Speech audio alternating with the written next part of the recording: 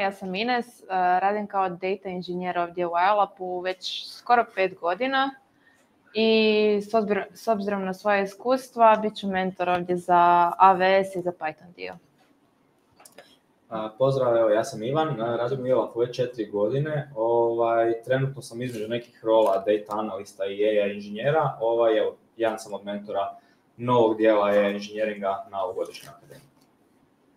Pozdrav svima, ja sam Nikolina. U iOLAP-u sam nešto manje od 2 godine i ove godine ću ponovno biti mentor na SQL dijelu akademije. Isto tako sam bila i polaznik akademije prije 2 godine.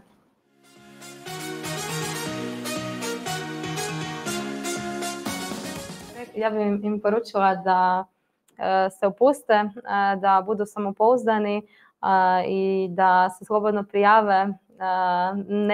Apsolutno nemate šta izgubiti.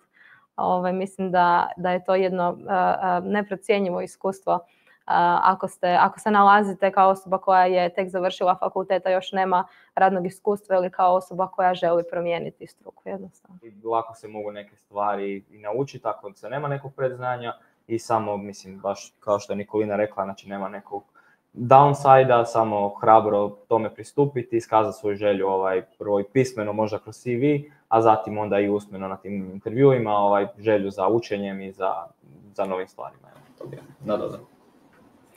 Pa ja bi evo samo kao završnu riječ rekla da uz to što ćete puno toga naučiti i što ćete skupiti odlično iskustvo, ja vjerujem da ćete se super i zabaviti, da ćete upoznati nove ljude, tako da ne treba podcijeniti ni tu priliku.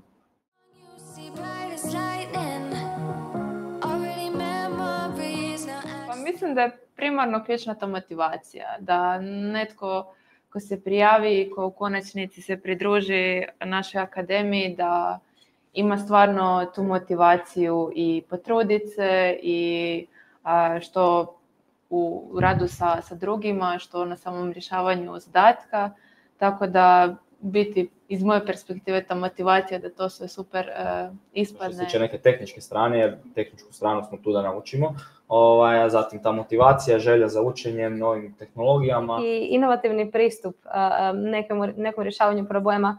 Jer evo, kao što sam i prije rekla, svaka osoba je individualac sam za sebe i razmišlja na drugačiji način. Tako da vjerujem da će biti jako zabavno vidjeti neke zadatke riješene na totalno neki drugačiji način nego što bih ja, na primjer, riješila.